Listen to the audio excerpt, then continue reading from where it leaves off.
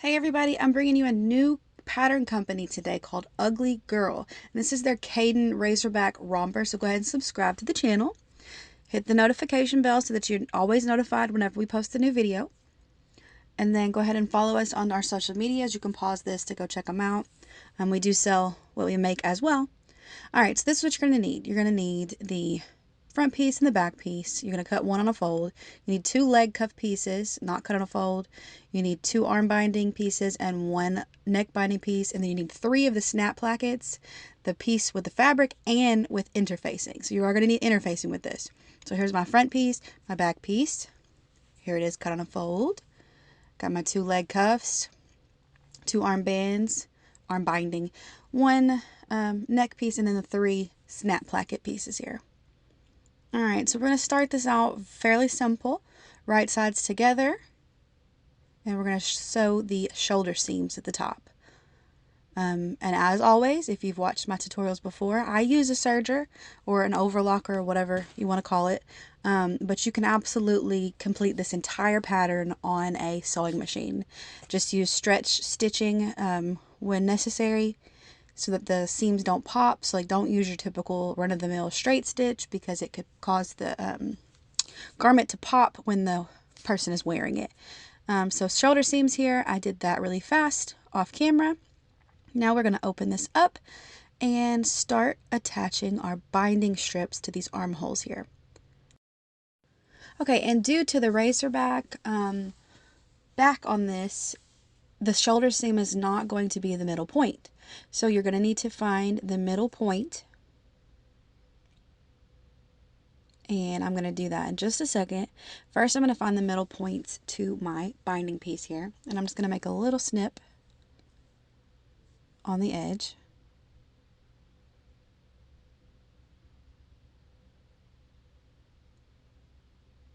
And you would put it right side down, so right sides together, basically. I'm going to use clips. You can use pins or whatever you need to use. And like I said, there are multiple ways to do binding, so if you have a better way or an easier way for you, go ahead and try that and do that. Alright, so I'm going to find the middle point on the back, or from the shoulder seam, because it's not going to be the shoulder seam, because that back razor back part is going to make our middle point shift, I believe, a little bit, like an inch to the back of the garment.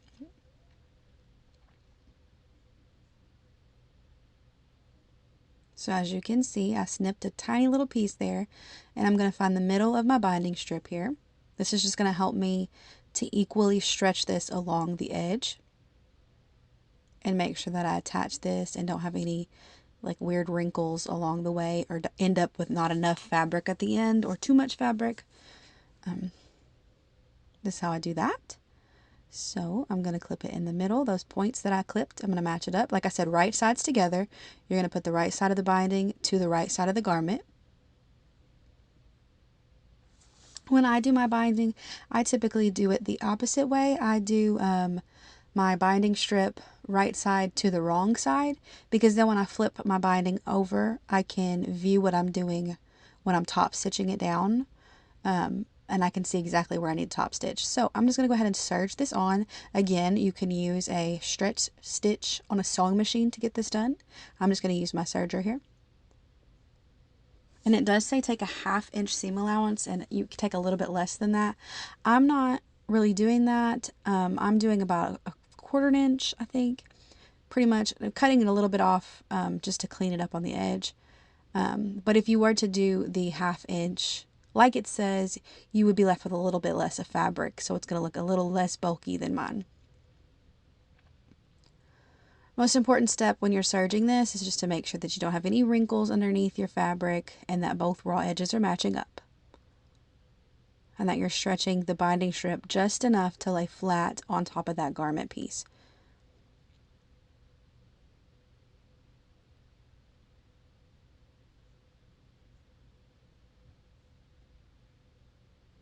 Slow and steady.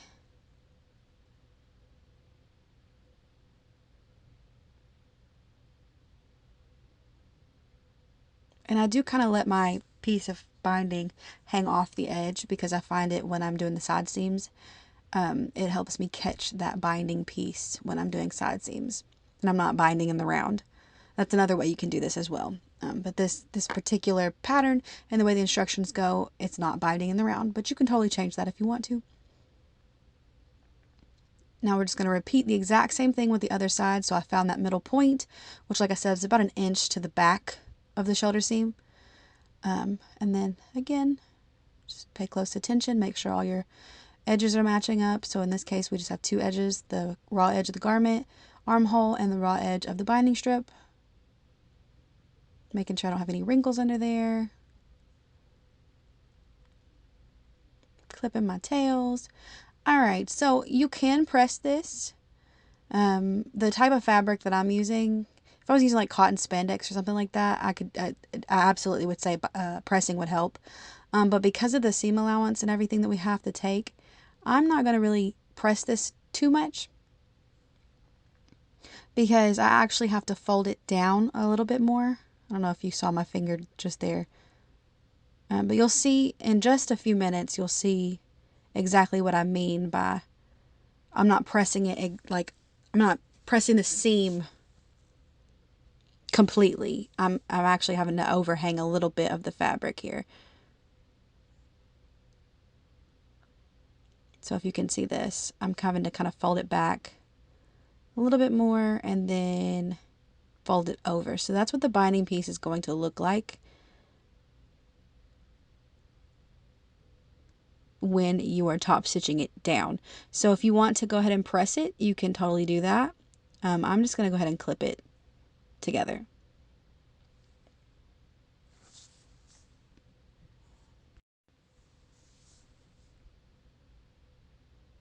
And I did find it was easier to do it like this and work with the garment upside down or wrong side up to be able to see. And so I'm just going to make sure that my seam is laying nice and neat, my shoulder seam in this binding piece, so it doesn't get so bulky that I can't pull it under my cover stitch or sewing machine later.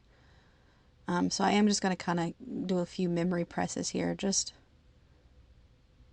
to say I did. Some people love the iron. Some people have a love-hate relationship. I don't use my iron that much unless it's with woven fabric or like a thicker knit fabric. And the fabrics I'm using French terry and a rib knit fabric. So, and the pressing part it depends really on your fabric type. So clip them all together. And while I'm over here by the iron, I'm going to go ahead and iron the fusible interfacing to my snap plackets. So there's 3 pieces. I'm doing this to the wrong side, and it's the bumpy side. And I did just spray a little bit of water to help my iron steam. It is a steam iron, but this is like an old iron. And y'all don't judge me for my ironing mat here either. Alright, so I am going to use a cover stitch. And again, like I said, you can absolutely substitute a sewing machine for this. I'm just using a cover stitch because I have it. It's available to me, and I love it. It's a definite game changer in making your garments look more professional. If you want to do that, it's a great investment.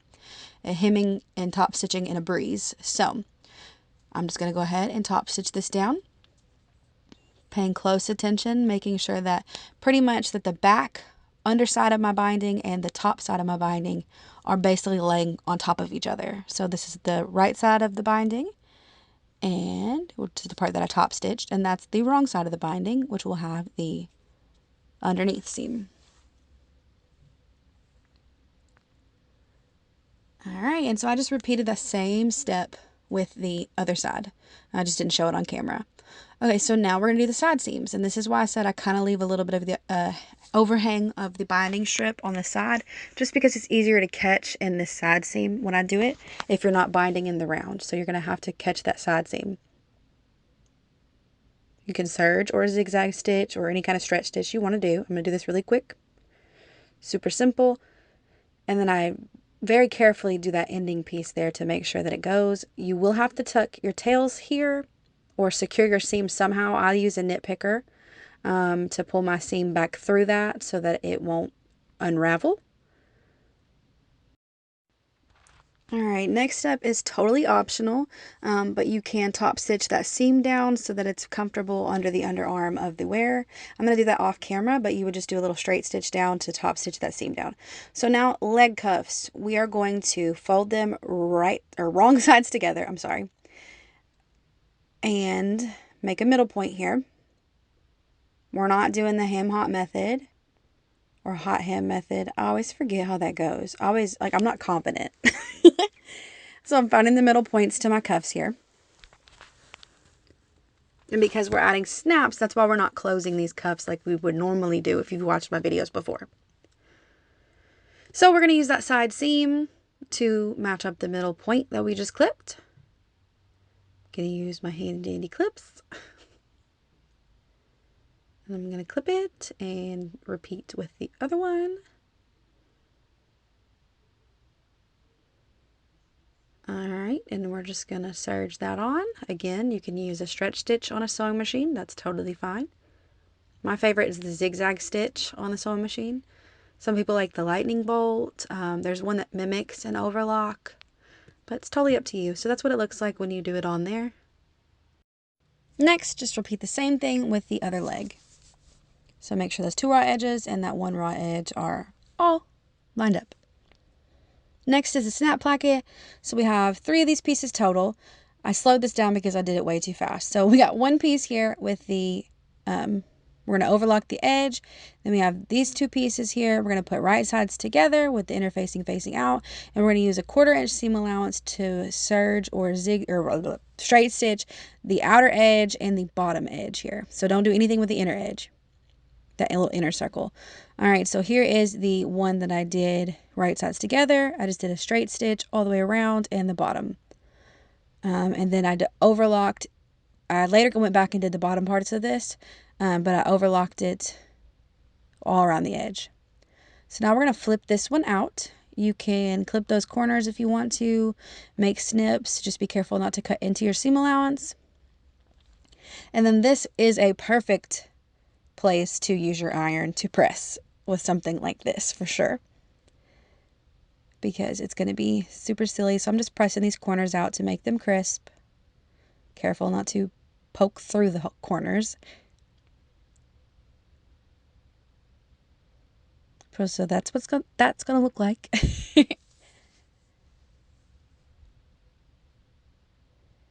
All right, so now I did also top stitch the cuffs down off camera, or the leg bands, whatever you want to call them. So the single piece here, we're going to put right sides together. My garment is right side out, and the single piece of this snap placket is going right side down. So the interfacing is going to be facing me right now. This is going to feel really weird. This was my first time doing a snap placket like this. The instructions were well written though, and easy to guide me through it. All right, so I'm just clipping these here. I'm clipping the edges, and we are going to use you could use a straight stitch here. I'm going to serge. If you're not super comfortable with that, I definitely recommend doing a like a straight stitch here. And on this front snap placket here, I am going to tuck my tails, and this is another reason why I went back and overlocked the bottom edge here, because there's nothing holding it here. So you have to finish that seam. And then this is when the cool part happens. You just flip this down. And this is another time when you would press it. I pressed it off camera. And then you can top stitch the inner edge here, which I'm going to show you. I'm going to use my cover stitch again. Probably not the greatest idea because it's kind of hard to get to do these curves with the cover stitch, especially if you used a straight stitch. But I used the cover stitch. I got away with it. It's also easier to backstitch on a sewing machine, so I would probably use the sewing machine. If I did this again, I'd use the sewing machine. So that's the top stitching of the inner edge, and now you have to top stitch the outer edge, which I don't believe I actually did on camera. I'm not honestly sure why I didn't do that, but you do have to top stitch the outer edge. That's what it looks like when it is top stitched. I did use my sewing machine for that part. So now we're going to flip it over and do the back. And this is when it gets kind of weird because it's not going to feel like you're doing it right. It's essentially the same thing, but this time there's really no right or wrong side because we flipped this thing inside out or right side out. So just line it up again, and we're going to attach this on the inner edge. I serged it again, and I'll show you. You can kind of see the middle point here where I missed the curve. I just went back with my sewing machine and straight stitched that little curve there to make sure that I caught all that. But that's exactly why I probably wouldn't use a serger again and use a sewing machine to do that curve. So this one is different than the front piece. We are top stitching the band out, so like the snap facing placket, whatever you want to call it. We're top stitching it on the outer edge. So it's going to be actually on the garment that we're going to top stitch on. So then that's what it looks like. See how it's kind of different?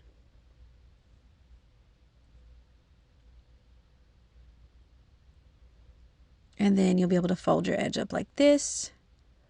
And then that's how your snaps will attach. So it's pretty cool. Very practical.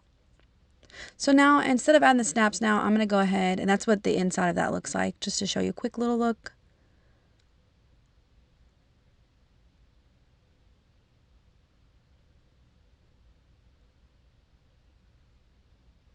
And then we're going to go ahead and attach the neckband.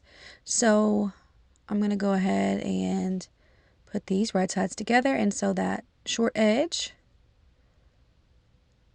And I'm going to find my middle point here. Basically quartering up my band or binding strip here.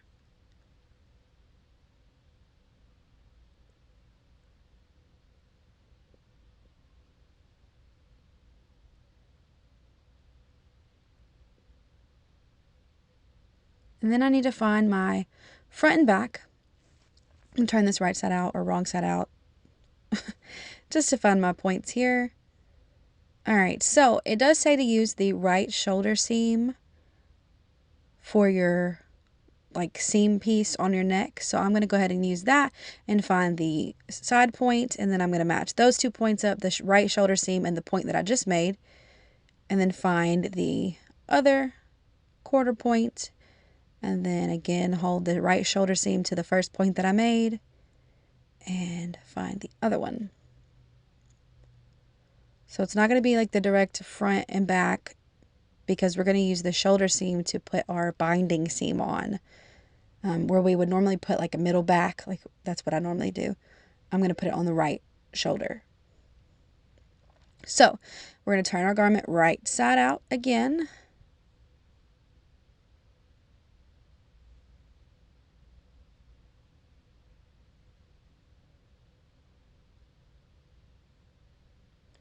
And then my point is up here. I'm going to put the binding strip right side to right side. And just go ahead and clip those points that you made. Again, the points are just like a point of reference to make sure that you're stretching just the amount you need to stretch, that you don't have some extra left over somewhere along the line. Yeah, that's pretty much it. Some people call it quartering. Just an easy way to make sure that you're getting all the piece that you need.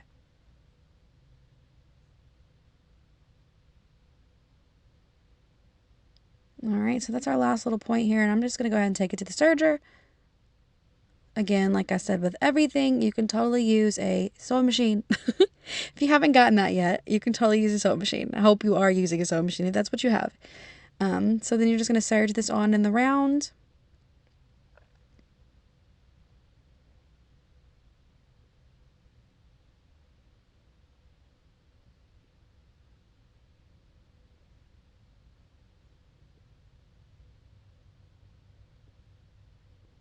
Go ahead and tuck your tail in there somehow, however you do it. All right, next we're just going to start folding this binding over. So this is pretty much the process that I went through. I'm just making sure that they overlap each other from the front and the back. That's the best thing you can do for binding. Is just make sure your folds are right on top of each other, sandwiched over that garment. Then you just go all the way around, clipping as many clips as you need to clip.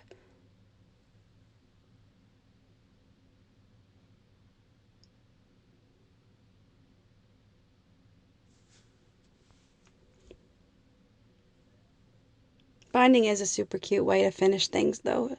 But you can always replace it with bands.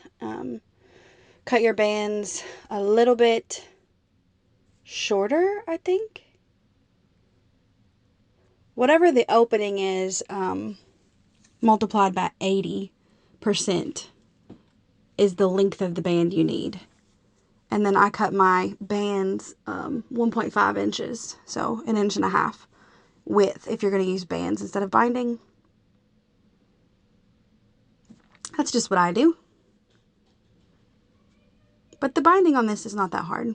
This is a little bit more time consuming, but it's a really cute outcome. And it's really sturdy too. Especially because this is going to be a really cute play garment. Okay, so you're just going to top stitch that down again, just like we did the armholes. Except for this time we're going to go in the round.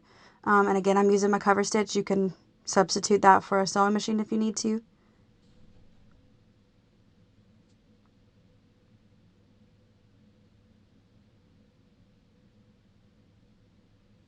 Super quick and easy.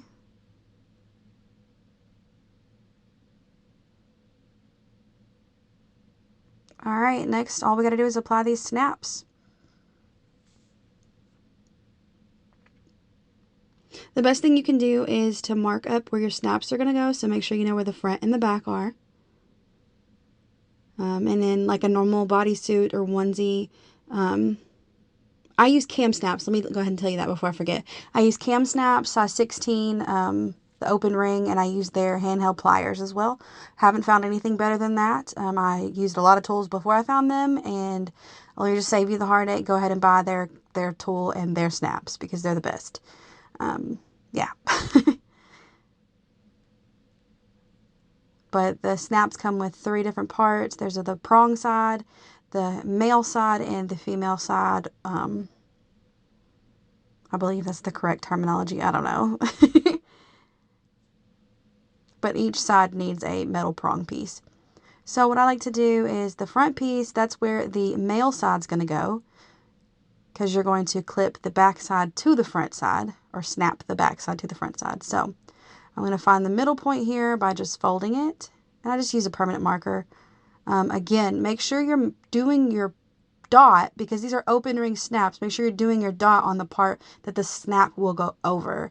Not the part that the open ring will go over, because you'll have a dot in the middle of your open ring. So just make sure you remember that. And so I now have my middle point there, and I'm going to go ahead and do my middle point on this.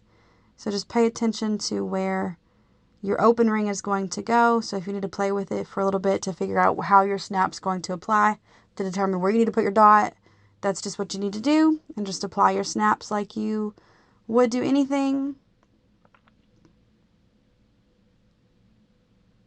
And like I said, the cam snap, is that what it's called? K-A-M snap.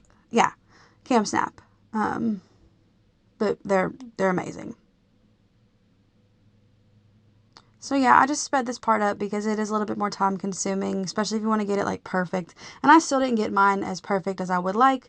I'm a perfectionist, so I'm learning to just kind of get over it. That's the beauty of handmade garments, is they're not always all going to look the same.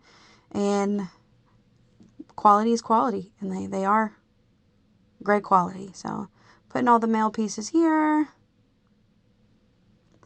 Super quick and easy. I wish snaps were this fast in real life. I'm sure if I had the handheld press, it might be, or the table press. But I haven't got that yet. So then I'm just going to apply the other side.